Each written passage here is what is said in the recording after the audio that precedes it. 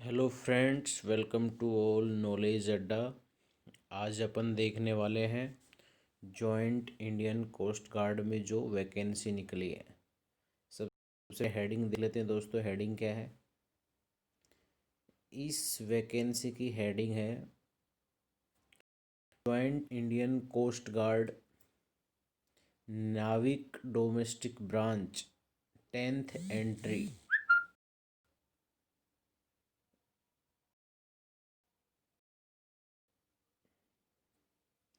10th entry batch होगा 01/20/21। अब सबसे पहले देख लेते हैं इस फॉर्म को कौन कौन भर सकता है, इसके लिए मिनिमम क्वालिफिकेशन क्या है। तो आप देख रहे हैं इसमें एजुकेशन क्वालिफिकेशंस डिफाइन कर रखी हैं कि कैंडिडेट का 10th क्लास पास आउट होना चाहिए और विद 50% मार्क्स। SC/ST कैंडिडेट को 5% का रिलैक्सेशन दिया गया है। अब जॉब रिक्वायरमेंट क्या क्या है इसके लिए कुक और स्टीवर्ड्स की लिए निकाली है। अब कुक के लिए आपके पास ओबियसली बात, आपको कुक का सर्टिफिकेट होना चाहिए। स्टीवर्ड्स का मतलब होता है जो ऑफिसर मेस में भोजन सर्व कर सके, मीन्स मेंटेनेंस टेबल वगैरह क्लोथिंग वगैरह। तो मीन्स ऑलमोस्ट सेम ही वर्क होता है कुक एंड स्टीवर्ड्स। इसके बाद इसका डेट्स के संबंधित क्या दे रखा है वो देख लेते हैं दोस्तों। ये फॉर्म सिर्फ आप 30 नवंबर से 7 दिसंबर तक ही फिल कर सकते हैं। 7 दिसंबर इसका अंतिम डेट है, जो कि बहुत इम्पोर्टेंट है। सिर्फ 7 से 8 दिन का ही समय है, तो इस फॉर्म को बिल्कुल भरिएगा। और एडमिट कार्ड आपके डाउनलोड होना स्टार्ट हो जाएंगे 19 दिसंबर से 25 दिसंबर तक के बीच में। ऑलमोस्ट जनवरी में ये एग्ज़ाम कंडक्ट करा दिया जाएगा। दोस्तों अपन ने eligibility condition and job requirement देख लिया। 10th पास होना चाहिए with 50% marks. Job requirement cook and stewards के लिए एज लिमिट क्या होना चाहिए? एज लिमिट होना चाहिए 18 से 22 ईयर्स। कब तक?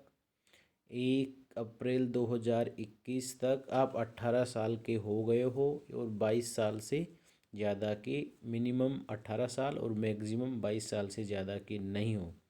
कुछ इसमें एज रिलैक्सेशन दिया गया है। एज रिलैक्सेशन क्या दिया गया है? 5 ईयर SC/ST के लिए और 3 ईयर OBC के लिए। तो मीन्स अगर आप SC/ST कैंडिडेट हैं तो आप इसको 27 साल के पहले भर 27 साल के भी हैं तो भर सकते हैं। और अगर आप OBC कैंडिडेट हैं तो आपकी एज 25 साल से कम है तो आप इसे भर सकते हैं, क्योंकि एज रिलैक्सेशन के नॉर्म्स के अकॉर्डिंग। वैकेंसी कितनी है? जनरल की 20, EWS की 5, OBC 14, ST 3, SC 8, total 50 vacancy हैं दोस्तों। जिसमें general 20, EWS 5, OBC 14, ST 3, SC 8, total 50। Seats को बढ़ाया और घटाया जा सकता है। इसके बाद इसमें दे रखा है दोस्तों पे पर्क्स एंड अदर बेनिफिट्स। तो पे एंड अलाउंस में देख लेते हैं। तो पे एंड अलाउंस में इसकी सैलरी होगी जो पे बैंड 3 पे मिलती है, जो होगी 21,700 रुपये। प्रमोशन आपका प्रधान अधिकारी तक होगा, मतलब लेवल 3 से लेके आप लेवल 8 तक जाओगे, जहां आपकी मैक्सिमम सैलरी 47,600 होगी। दोस्तों ये बेसिक पे है। इसके साथ आपके अदर्स DA HRA बहुत सारे जो भी Indian government central government provide कराती है वो सब आपको मिलेंगे। प्रीरिक्विटीज़ क्या है? प्रीरिक्विटीज़ क्या है वो आपको बता रखा है कि आपको 45 डेज़ EL मिलेंगी, 8 डेज़ CL मिलेगी, राशन क्लोथिंग सब फ्री होगा, गवर्नमेंट एकोमोडेशन मिलेगा, पेंशन स्कीम आपको अलाउ होगी, कैंटीन और वेरियस लोन फैसिलिटी अवेलेबल होंगी और मेडिकल फैसिलिटी भी अवेलेबल होगी। वो सारे जो गवर्नमेंट्स आपको बेनिफिट देंगी वो आपको मिलेंगे यहाँ पे। How to apply? अप्लाई करने के लिए आपको जाना होगा। आपको 30 नवंबर से स्टार्ट है और 7 दिसंबर से पहले पहले आपको भरना होगा। भरना कैसे है फॉर्म को? आपको www.joinindiacoastguard.government.in पे जाके क्लिक करो और वहाँ पे आपको अपॉर्चुनिटी का ऑप्शन मिलेगा। अपॉर्चुनिटी में आप इस फॉर्म को फिल स्टार्ट करना, और फॉर्म फिल करते समय आपको ये ध्यान रखना होगा कि आपके 10th जो डॉक्यूमेंट्स में आपके नाम, डेट ऑफ बर्थ, पिताजी का नाम, माताजी का नाम, परसेंटेज, सीजीपीए, वो उससे मैच होना चाहिए। अदरवाइज आपका डॉक्यूमेंट, आपका फॉर्म रिजेक्ट कर दिया जाएगा। आपके हाथ से एक अपॉर्चुनिटी निकल जाएगी। इसमें बता रखा है कि आप अपॉर्चुनिटी में क्लिक करने के बाद जो आप 01/2021 बैच पे जाके क्लिक करेंगे, किस पोस्ट के लिए अप्लाइड कर रहे हैं, तो वो नाविक के लिए डोमेस्टिक ब्रांच, और आई एग्री कर और जिस जिस पे स्टार मार्क है उसको फिल करना ज़रूरी है। आगे देख लें दोस्तों कुछ इम्पोर्टेंट्स हो तो।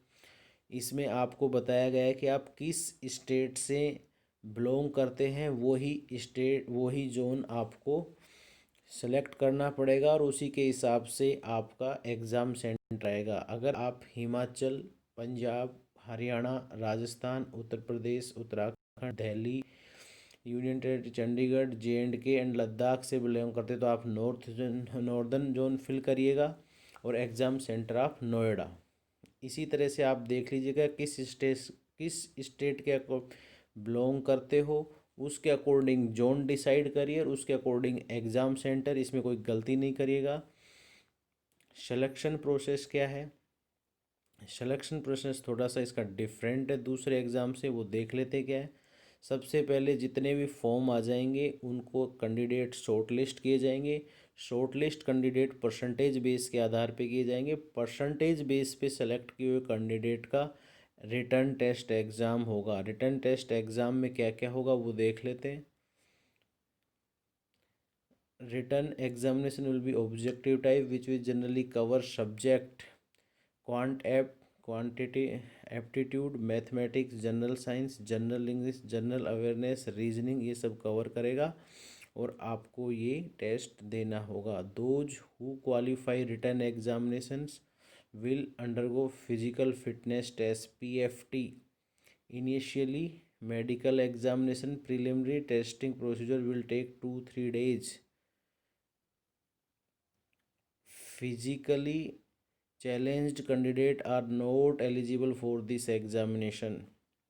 फिजिकली चैलेंज कैंडिडेट मतलब जो फिजिकल हैंडीकैप है वो पर्सन इसके लिए अप्लाई नहीं कर सकते। दोस्तों इसमें सिंपल सा सिलेक्शन प्रोसेस बताया गया है। सबसे पहले आपका परसेंटेज के बेस पे शॉर्ट लिस्ट किया जाएगा, उसके बाद रिटर्न टेस्ट कराया जाएगा। रिटर्न टेस्ट को जो क्वालिफाई कर लेंगे उन सब का फिजिकल फिटनेस के थ्रू जाएंगे, लेकिन फिजिकल फिटनेस से पहले आपको मेडिकल, प्रीलिमिनरी मेडिकल से जाना होगा। मेडिकल में क्या होता है, आपका मेडिकल में कान में छेद, चेस्ट में छेद, हाइट, ये सब चेक किया जाता है, तो वो बहुत नॉर्मल्स होते हैं, उसको आप सब क्लियर कर लेते हैं। फिजिकल फिटनेस टेस्ट में क्या होता है, इसमें आपको 1600 मीटर का रनिंग पूरा करना होगा 700 मिनट में, 20 उठक बैठक लगाने होंगी और 10 पुशअप्स लगाने होंगे। अगर आपको कुछ होता है PFT के दौरान तो इसके लिए ये जिम्मेदार नहीं होंगे। लिस्ट ऑफ डॉक्यूमेंट्स क्या होना चाहिए दोस्तों, आपका उस समय जिस समय आप exam, the copies of E admit card, 2 copies of application form, original class 10th pass certificate and marksheet. 10th class इसलिए मैं आपको बोल रहा था कि आपके एप्लीकेशन फॉर्म की डिटेल और 10th का पास सर्टिफिकेट और मार्कशीट की डिटेल मैच होनी है, अदरवाइज आपका फॉर्म रिजेक्ट कर दिया जाएगा।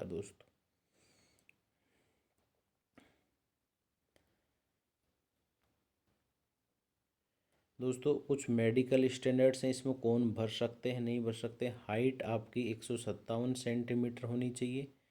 चेस्ट का एक्सपेंशन 5 सेंटीमीटर तक एक्सपेंड, जैसे मान लो 82 सेंटीमीटर है, फुलाने के बाद वो 87 मिनिमम आना चाहिए।